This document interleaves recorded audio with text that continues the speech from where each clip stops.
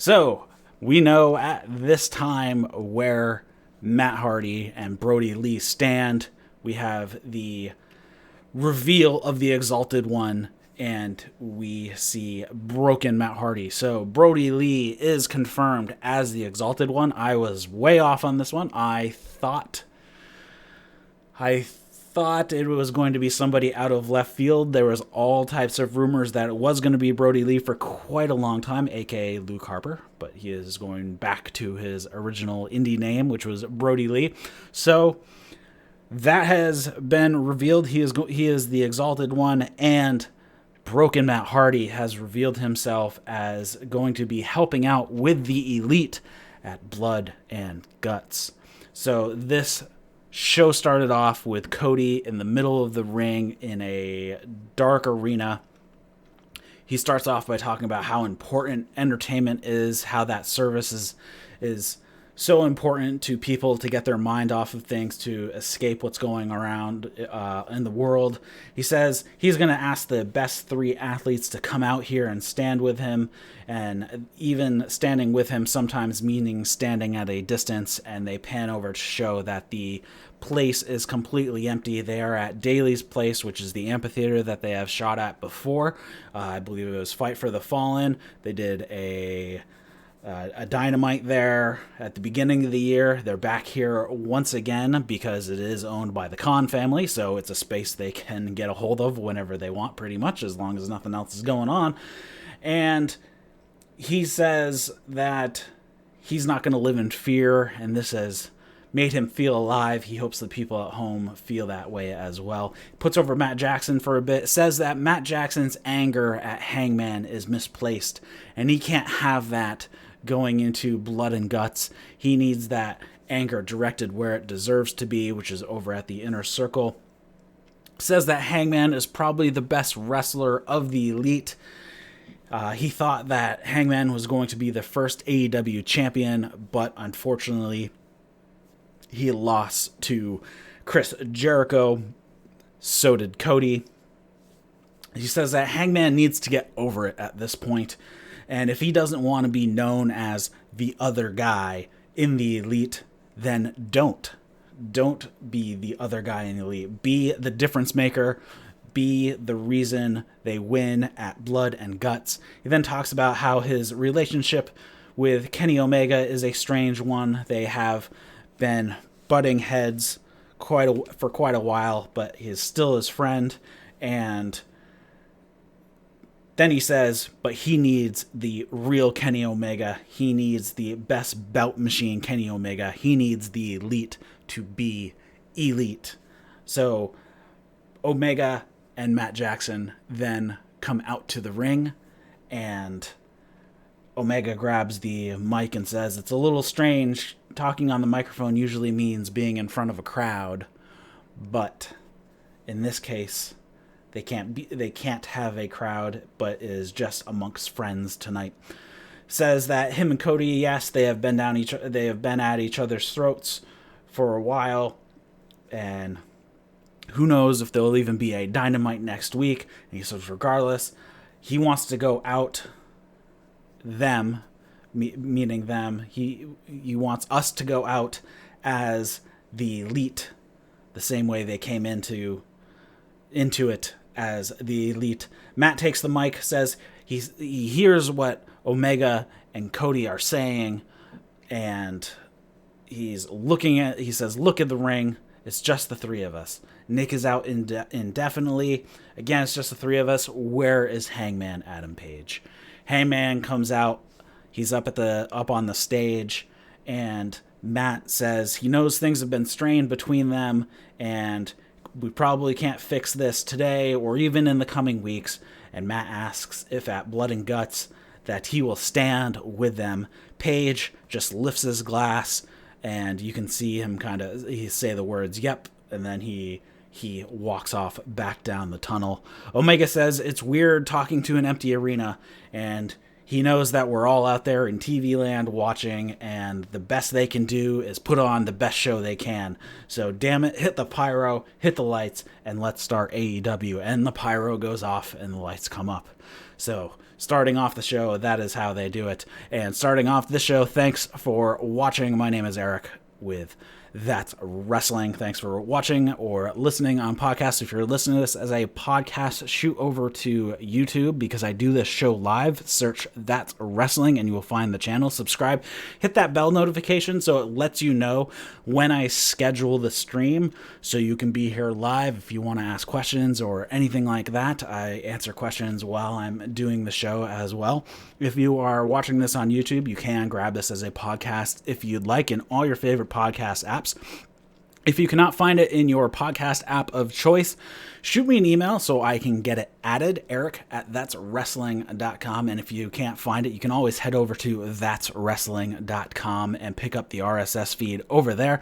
I am also looking for co-hosts for this show. So if you're interested in being a co-host, either a regular co-host for AEW or New Japan or both, or you just want to be a fill-in when I don't have anybody, shoot me an email, eric@thatswrestling.com. I'd really like to get more people's views on this show so we can have a bit more of a dialogue so it's not just me ranting to everybody who happens to be listening.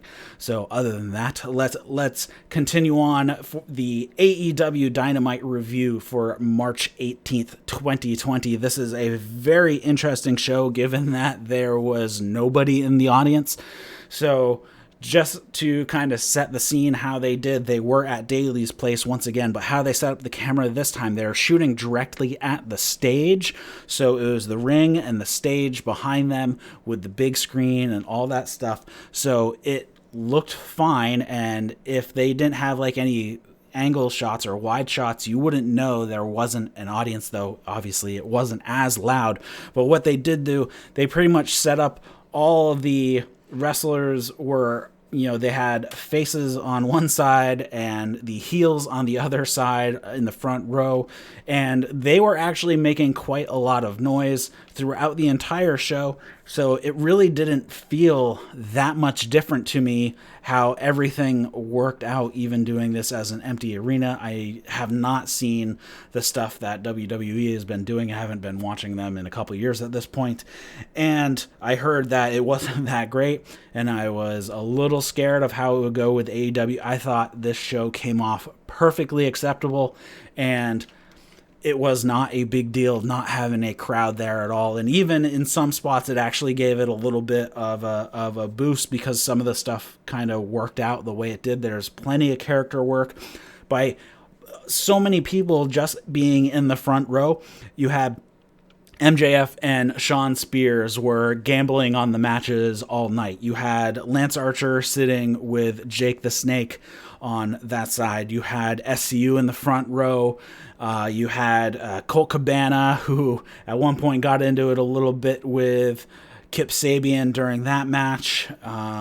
So you had all types of people. And then the funny thing is that Brandy was the ring announcer, and when her graphic came up the first time, it said at the top, she said she would never ring announce again. And here she is doing ring announcing once again because they probably did not want to bring in anybody who didn't need to be there. And if she could do it, then they didn't need to fly Justin Roberts in because she was already going to be there with Cody. So she might as well do this as part of the job. We start off, we have Taz, JR, and Excalibur on commentary. Tony Schiavone is mostly running around all night, grabbing some interviews throughout the night just to add a little bit more meat into the show. And they announce what's coming up. We have Jurassic Express versus Butcher and Blade. We have a four-way for the women: Kris Statlander, Riho, Hikaru Shida, and Penelope Ford. Then we have the Lucha Bros versus Best Friends. And at the end of the night, we'll have Santana, Ortiz, and Jake Hager versus Hangman Adam Page, Cody, and Matt Jackson. And the winner of that match will get the advantage at the Blood and Guts show. And all in all, like I said, it was a very good night. So we start off they had a bit of a recap of Death Triangle and Best Friends, of them having all feuds. Pac has some issues with Orange Cassidy, obviously, and then Lucha Bros and Best Friends have been going at it basically since AEW actually started. We have a quick segment with MJF and Tony at ringside. MJF says that he is not wrestling. He has seen the purse for the night, and it's just not enough money for him. Let's just let these undercard guys get their TV exposure, and he's going to be making the real money. And it has him and Shawn Spears are gambling, and he says under his breath if Tony wants in on the action. So the first match of the evening is Lucha Bros and Best Friends with Orange Cassidy on commentary. Very nice opening with Trent and Phoenix to start off. Trent hits a nice double knee right in the middle of the ring. I believe Phoenix was kind of running, and it was almost like a Luthez press type of move, but it was double knee instead. Orange Cassidy is at the commentary desk. He doesn't say anything when he puts his headset on, and then they cut over to a picture of him like 4 minutes into the match, and he's asleep in the chair. They are just poking fun at him like the entire time. I don't know if they were like trying to break him to see if he would laugh or anything like that, but they cut away pretty quick before the jokes started flying. Nice double teaming on Trent by the Lucha Bros. Shawn Spears and MJF are now drinking wine in the front row. Trent looks like he was going to go for a 619 at one point, but he messed it up. So he just kind of like flopped to the outside onto Pentagon. And all in all, it ended up working out fine. Phoenix did this dive over the outside anyways. I think they all ended up where they needed to be, but it was kind of funny. It was a little miscommunication, but they got right back on track super quick. This match was pretty good. Didn't even miss the audience. There's, like I said, a good number of wrestlers around the ring making noise pretty much all night. And yeah, worked out. Orange Cassidy, after the match, I didn't even write the finish of the match. So the finish of the match was actually behind the ref's back. Pentagon gave Trent a kick to the junk, and then they gave him the pile driver and picked up the victory there. Orange Cassidy eventually... that was actually behind the... I totally missed it. Okay, Orange Cassidy ends up getting up from the desk and doing a trust fall onto the Lucha Bros behind the ref's back. And then, later on, Pentagon hits the Lobo behind the ref's back on Trent. Then they hit the stomp package pile driver combo that they do as their finisher.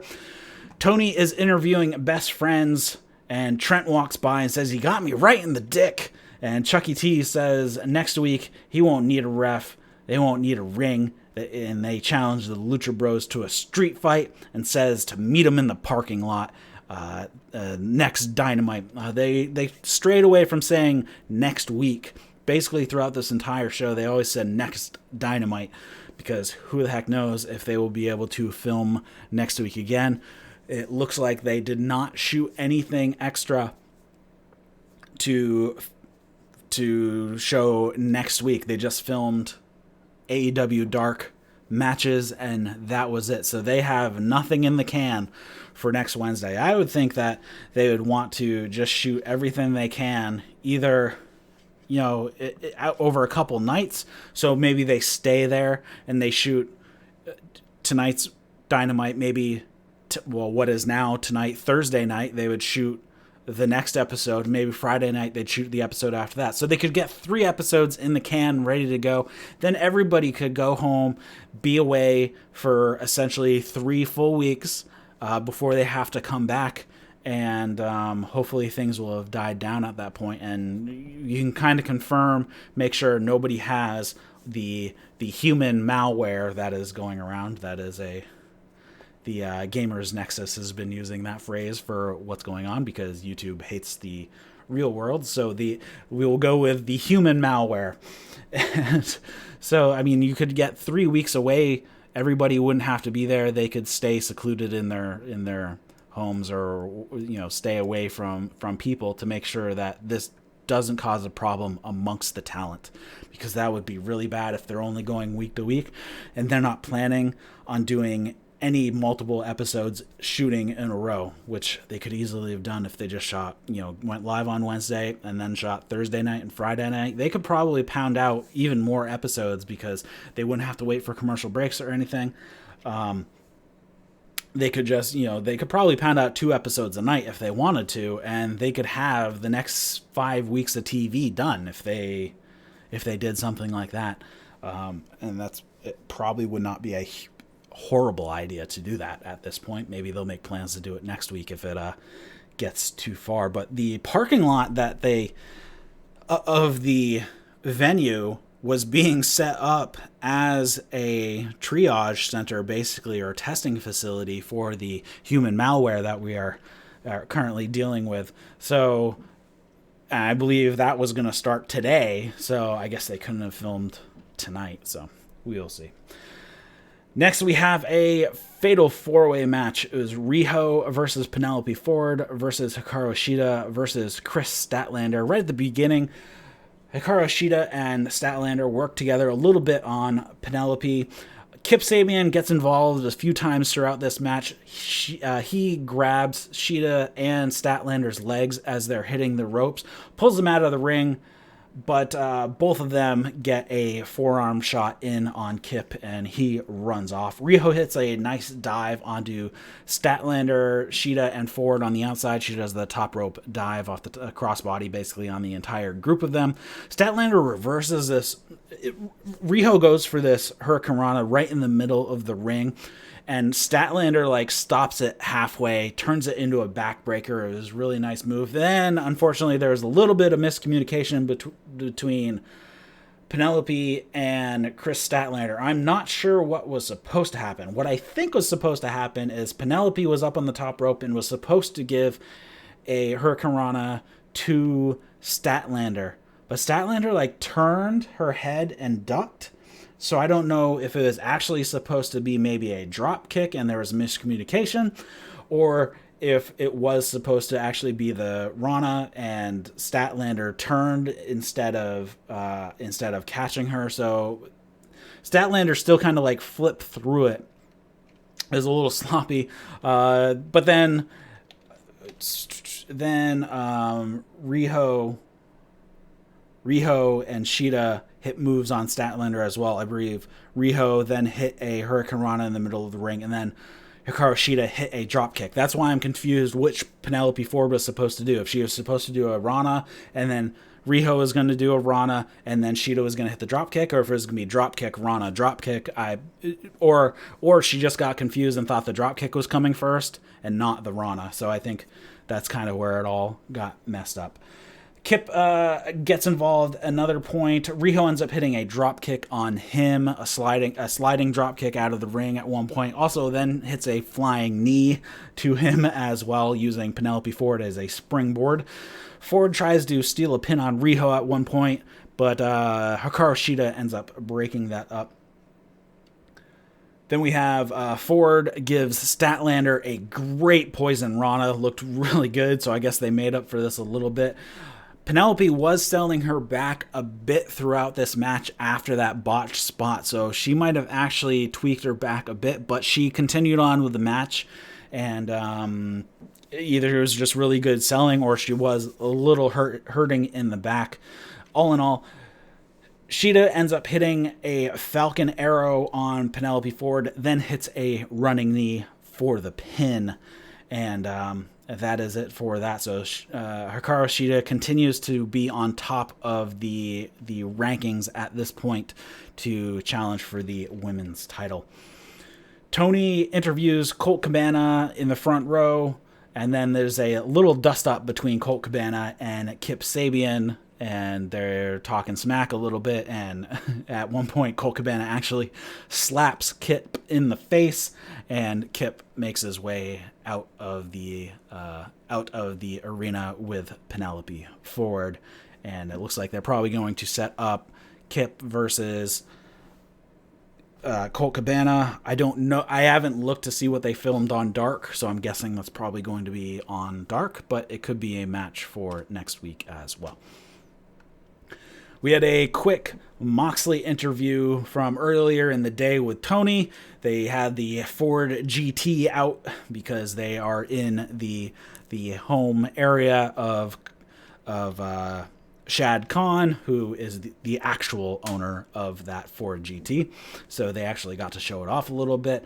He says that he talks about he's not medically cleared because of his injuries. So I don't know when they actually filmed this. It could have been, who knows when it was actually filmed. It could have been early in the day. It could have been on a different day, because this was the only time we saw Moxley was just outside the arena. So I don't know if they would have flown him all the way there just for this little thing. But hey, you never know.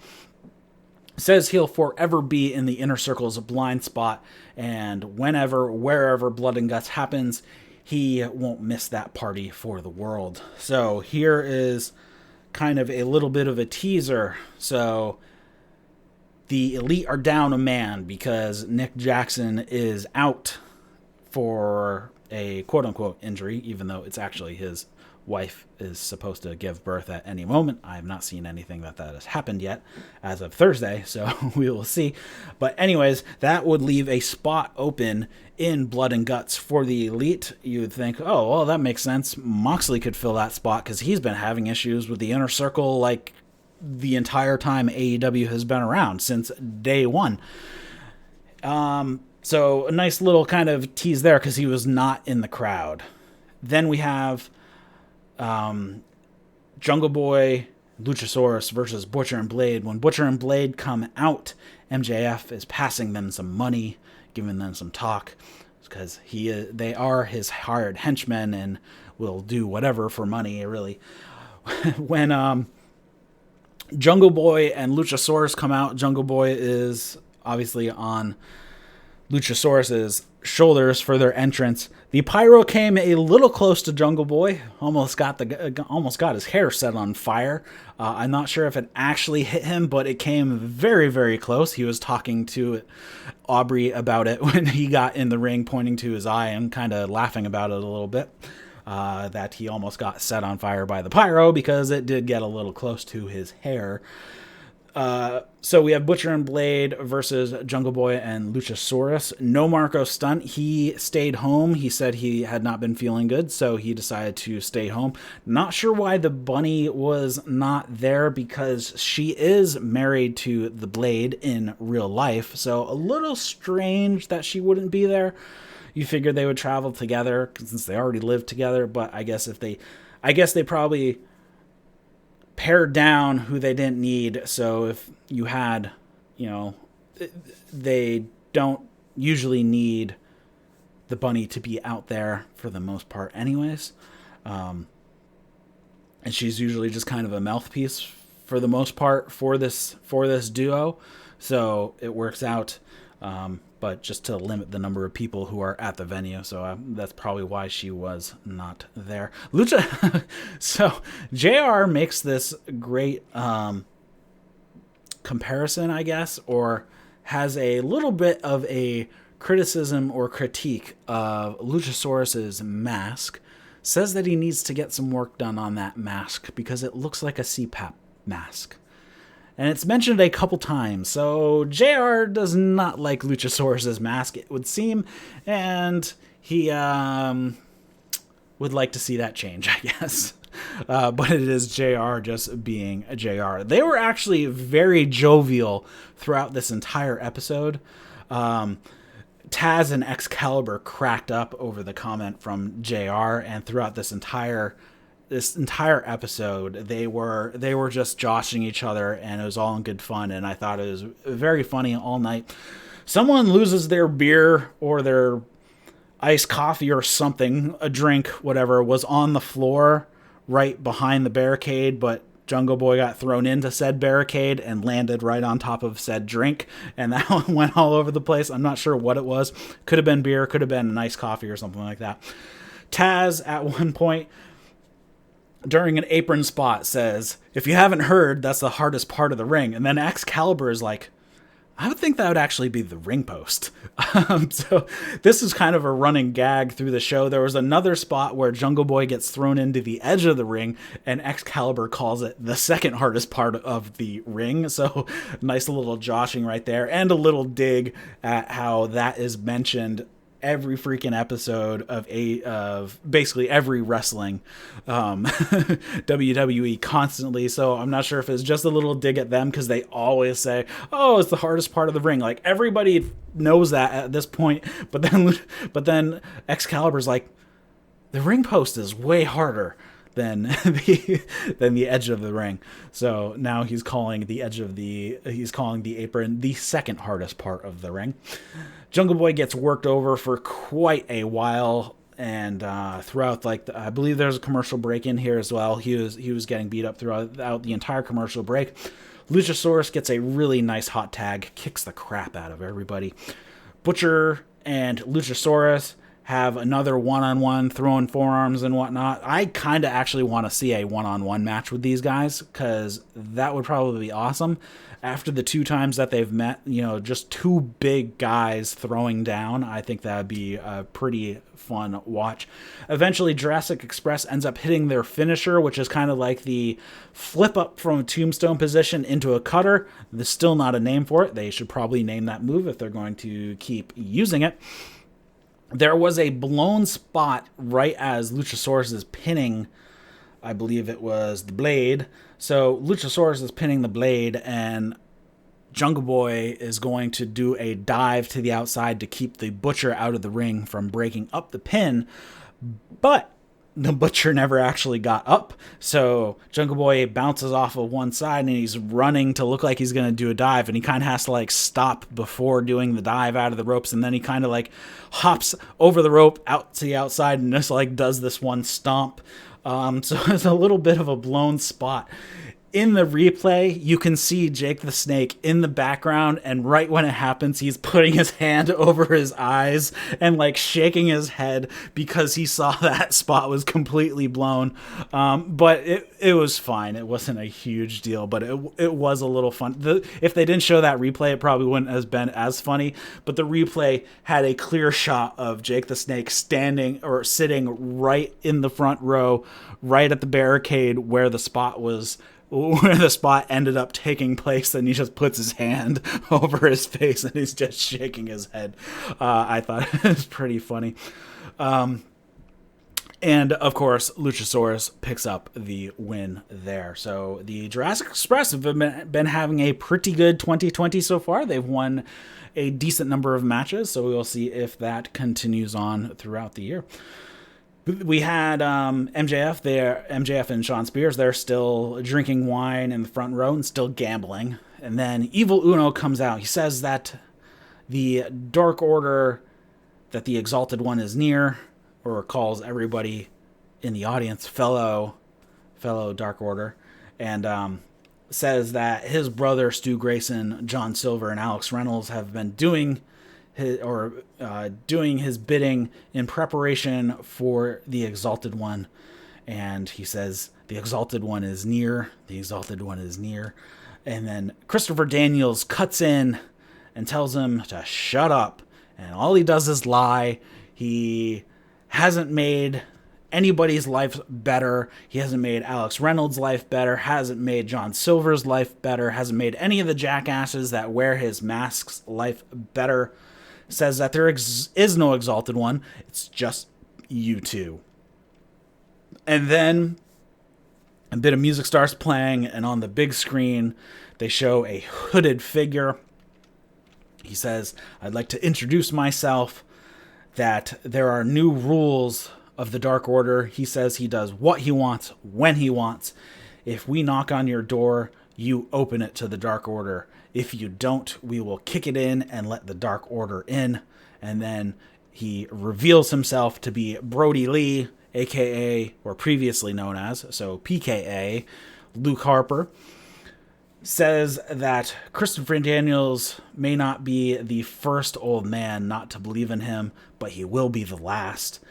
He is Brody Lee, He is the Exalted One. And then they cut to the ring, and Brody Lee is in the ring standing behind Christopher Daniels and Frankie Kazarian, and the Dark Order beat down Daniels and Kazarian, and then they head off. There was actually a little production glitch. I didn't catch this the first time, but they cut back, so they started showing the video, and then they cut back to a wide shot of the ring, and you could actually see Brody Lee coming out of the tunnel. It was pretty small. It was zoomed out. It was mostly the big screen was in the frame, but you could see it. It was like a second and a half, but I didn't see it the first time because I was watching the big screen. I didn't see that happening. I heard somebody else say it, and I had to go back and see it. But so it was pretty funny. There was a little production glitch right there where they probably shouldn't have gone to that wide shot when Brody Lee was just walking out of the tunnel to walk right by Christopher Daniels. I mean, this worked out because they didn't have an audience. They didn't have to do a run through the audience or anything. So, I mean, that kind of works out. When you don't have an audience, all these little special things you can do if you want to do a reveal or hide somebody, all you have to do is not show them on camera and you're good to go. So that was pretty interesting. And then we had Jake the Snake cutting a bit of a promo on Lance Archer's behalf, saying that he's not going to take any crap from Cody, and it's time for Cody to stand up and meet the man, and they will get his attention. And then there's a really nice video package of Jake the Snake and Lance Archer. They're in this like backwoods, in the middle of the woods, wrestling ring, backyard wrestling type of thing. Lance Archer takes on a whole bunch of dudes at this wrestling ring. There's some pictures that have Cody's picture on it, and it's like pinned up against the wall with a knife, and it says Caesar on it. Making another reference to Jake's original promo where he called Cody Caesar. So we have this running theme of Jake seeing Cody as some sort of ruler. Maybe Jake feels like by doing this he's being defiant or something like that, because Cody is a EVP in All Elite Wrestling, and Jake sees him maybe as kind of the big shot, full of himself. Cody that feeling that Cody is a big shot, that Cody's full of himself, and he needs to be taken down a peg, or seems to be some sort of all-powerful ruler that needs to be taken out. However this ends up working out. Then they have the commentary team is talking, again, using the words, the next Dynamite. Next Dynamite will have a lumberjack match against Wardlow versus Luchasauras. That should be a cracker of a match. And then there will be the parking lot fight with Lucha Bros versus Best Friends. And then there will be the blood and guts match between the Inner Circle and the Elite. And then the next match coming up will determine who has the advantage in that show. Sammy Guevara is singing Jericho's song on the microphone, and he forgets the words or doesn't know the words, and he's just kind of improvising. And there was a camera shot that shows Jericho just about like he is holding in, busting out laughing. You can just tell by looking at his face that he is trying so hard. He's cracked a smile, but he is trying desperately not to bust out laughing because it was very funny. And then that finishes up. Jericho is on commentary for this match. Again, Jericho is just brilliant as always on commentary. Hangman's graphic, which has been saying all types of funny stuff over the past months now, said his name was Adam Handwash Page instead of Hangman Page, and the little blip at the top said he's been practicing social distancing since November, which was a very funny statement in light of the human malware that we are dealing with. There is a bit of Hangman being miffed at Cody and Matt early in the match. They tag in and out a couple times to each other. but do not tag in Hangman. Eventually, when Cody and Matt are doing some double team, Hangman's like, I'm going to get in on this. He runs in, gives a big boot of his own, and then heads out. And Cody and Matt are like, what the hell are you doing? Eventually, Hangman ends up tagging himself in while Matt was actually on a bit of a roll. Of course, right when he gets in, he takes a few shots himself. Hangman is just being super aggressive. He tags in Cody by slapping him on his chest. And Cody basically took the most of this match. He got worked over by the Inner Circle for quite a long time. I didn't time it, but I'd have to say it was probably at least 6 or 7 minutes of Cody just getting beat up. It was through a commercial break as well, so they're not going to change. They're not going to have the comeback happen until after the commercial break. So Cody just gets the heat throughout the entire time. And eventually Cody gets a tag to Hangman. Hangman goes wild. He takes out the Inner Circle. He gives some big boots, some slams, the crossbody to the outside, a sliding lariat. And then on the outside, Cody had gotten near the rail, and Wardlow had actually grabbed Cody at one point. Arn Anderson actually comes over and smacks him with his clipboard. And then Matt hits 3 Northern Light suplexes in the middle of the ring on Santana, and Santana rolls to the side. And then Jake Hager comes in, and Matt Jackson tries to give Jake Hager a Northern Light suplex, but he just can't get him up. Hangman runs in for the assist, and they give Hager a double Northern Light suplex. So they're on the same page at this point. And Matt's like, all right, let's do this. Matt gets Santana up to do the Indie Taker. Hangman is on the outside. He goes to jump to do the springboard, but I believe it was Jake Hager pulls him off the ring. And then Santana rolls up Matt for the pin. So the Inner Circle pick up the man advantage at Blood and Guts. But we are not over, even though this was the main event of the evening. Jericho grabs the mic and is talking, and the replay is going on, and there's music playing on top of the replay, which apparently was also playing in the venue as well. And Jericho's like, shh, turn off the music. Nobody's here to listen to it anyways. Of course, he doesn't realize that the people at home are watching a replay and hearing the music as well. Jake Hager is doing some push-ups on the ramp, and then Jericho says that they knew they would have the advantage, as the Inner Circle says that what just happened shows, they just beat them for the man advantage.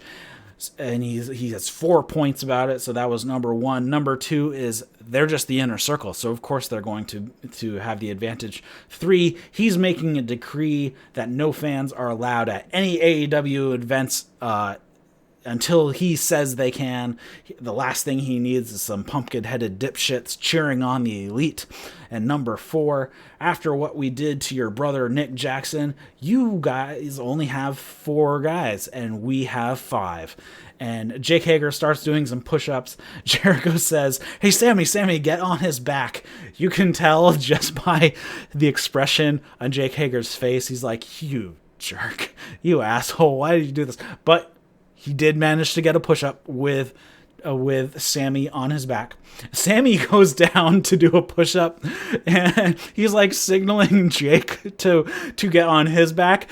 Jake just grabs him by the back of his shirt and pulls him up. It was pretty funny. It was right before a camera cut, so I don't think a lot of people really noticed it, but it was very funny. Matt grabs the... Then Jericho is saying that the Inner Circle hasn't had fights amongst each other. They haven't hit each other with their finishing moves. They haven't been drinking at ringside. They haven't been drinking on the job. Says that they've dominated AEW since they started, and they'll dominate Blood and Guts. Sammy starts hitting on Brandy a little bit, telling her to hit him up because her husband is a loser. And then this weird buzzing happens. And then you see a camera drone fly into the ring, and it's Vanguard 1. Matt Jackson, for those who didn't know the reference, Matt Jackson grabs the mic and says, well, Well, you look at that. Kris, you're not right. The Elite isn't outnumbered. It's not the four of us. I made a phone call to a friend who owes me a favor. Some piano music starts playing, and Matt Hardy is up in the balcony. Jericho looks like he saw a ghost. His facial expression was so good. It looked like he was going to start crying, like his eyes were like completely like starting to water up a little bit. And then Hardy is up there proclaiming, delete, delete, delete. And that is the end of the show. So even given that they had to shoot in an empty venue, and this was supposed to be in Rochester, New York, which is home of Brody Lee, so he probably would have gotten a massive pop. They did not stray from the storylines that they already had running. So they were going to reveal the Exalted one on this day. And even though they couldn't do it in front of a crowd, which would have been pretty freaking awesome, the pop probably would have been huge, they also debuted Matt Hardy without a crowd as well, which again would have been insane with a crowd, but they continued on moving their storylines along. And all in all, I thought this was a great episode. Not even taking the limitations or the situation into account. This episode was great. I had no problem with there not being a crowd. It didn't really make a ton of difference because they set it up perfectly. They were shooting at the ring with the stage behind that, with the big screen behind that. So you weren't looking at an empty arena, really. They set up the heels on one side, the faces on another side. They were making noise all night, so at least there was a bit of a soundtrack, if you will, or a laugh track, the best way you can put it. So there was still audience noise, even though it wasn't a massive audience. There was still noise coming from the crowd, and I thought it worked out just fine. There was some nice little interplay with wrestlers on the outside and whoever was working in the ring, especially when when the wrestlers are on the outside as well, working outside of the ring. So that all worked out well. All in all, I thought this was a very strong episode. The matches were good. I mean, the opening match, Best Friends versus Lucha Bros, went like 20 plus minutes. I believe it was 29 minutes into the show when that match ended, and the opening segment was less than 10 minutes. So that match went probably a little over 20 minutes. The final match, again, went about 20 minutes. The women's four-way was probably, 12, 15 minutes, and it probably wasn't that long. It was probably more like 10 minutes. And then the Jungleboy and Luchasauras versus Butcher and Blade was a pretty decently length match. And then working in these little character things, we had the Jake the Snake promo with Archer. We had the video package with them as well, which was actually pretty long. That was probably about 4 minutes, maybe 4 or 5 minutes itself. You had the quick Moxley interview. So they really did a good job of interspersing all these little storyline bits in between the matches. And I thought it was great because they pushed forward plenty of story, and they didn't take up a crap ton of time to do it on each.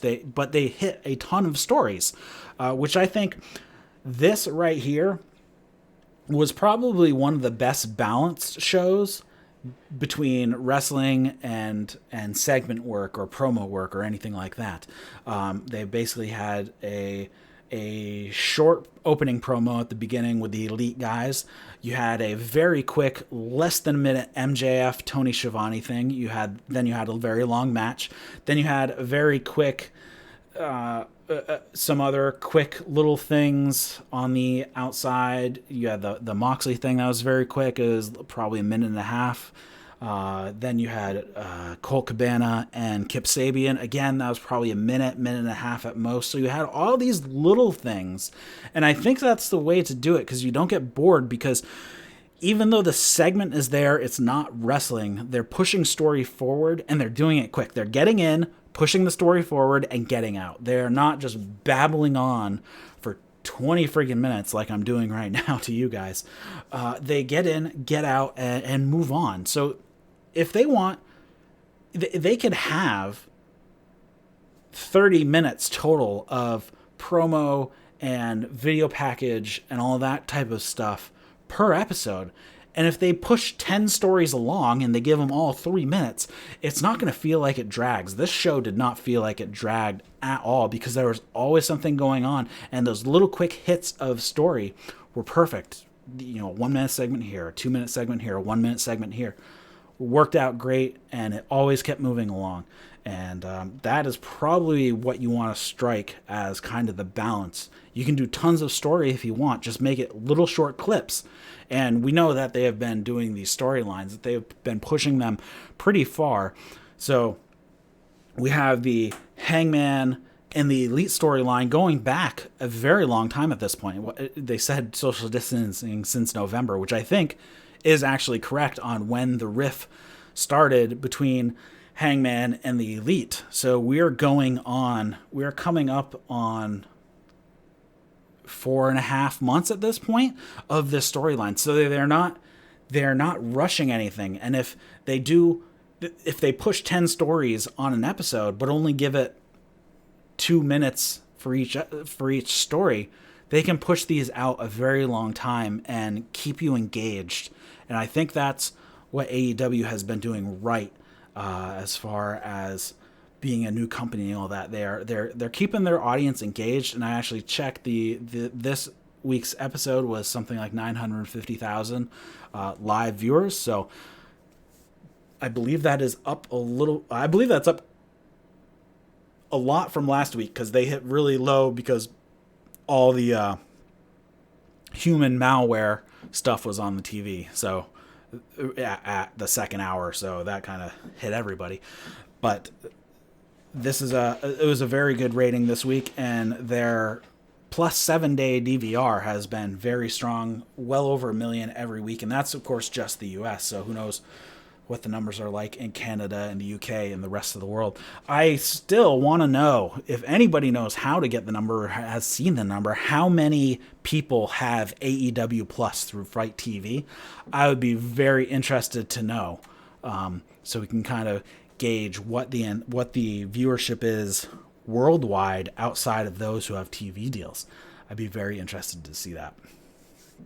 So, one last thing, I have to say it as I do every week. They did not. Oh, wait a minute. They did mention, they just mentioned it in passing, though, AEW Dark. So there was no promo for AEW Dark. They did mention it that Riho and Penelope Ford had a match on AEW Dark. But, again, they did not promote AEW Dark at all. They didn't say it was on Tuesday on YouTube. They did not say which matches were going to happen next week, which is a simple thing. They do the match lineup for the next episode of Dynamite every single week. Why not do, hey, these 3-4 matches are going to be on AEW Dark next week as well. Add 30 seconds to that segment. Boom, in and out. Say, okay, Riho and Penelope Ford will be facing each other on AEW Dark. We have a tag match of Dustin Rhodes and Sonny Kiss versus Private Party. Whatever. It's not that hard, and I don't know why they can't do it, especially when they have the deal. I think they need to get people used to watching a second AEW show, because the deal that they've signed with TNT includes making another show on one of Turner's networks. Now, what network it will be, they haven't really decided that yet, or when it's going to be, or what kind of show it's going to be. But I think they need to start moving their viewers to say, hey, we have another hour of content every week. You should probably go watch that, so you can start getting people used to that extra hour now. So when it actually hits TV, then you already have an audience that's kind of conditioned to 3 hours of AEW television when that starts. And you can kind of, head them over to YouTube now so they get kind of used to it. Then when it hits TV, you get a good rating right off the bat. And if it's going to be just like AEW Dark, or they're just going to name it something else, that's perfectly fine. I don't know what it's going to be, and I don't think they know what it's going to be, but we will see. But yeah, promote it. Promote AEW Dark. I don't know why They don't. They should. All right, that is all I have for this week's AEW. Thank you so much for listening, downloading. Be sure to leave a review on iTunes or wherever you are downloading this podcast if you can. Let me know if you do. If you have any comments, questions, feedback, mailbag, whatever you want to call it, shoot me an email, eric@thatswrestling.com. That's Eric with a C. ERIC at thatswrestling.com. If you have watched this on YouTube, you can grab this as a podcast. If you listen to this as a podcast, please head over to the YouTube channel and subscribe. The link is in the show notes, or you can go to YouTube, search That's Wrestling. Be sure to hit the bell notification because that will let you know as soon as I schedule my go live. When I'm planning on going live, it will let you know when I intend to go live, so you can join the stream, you can join the chat, you can ask questions, and I will answer them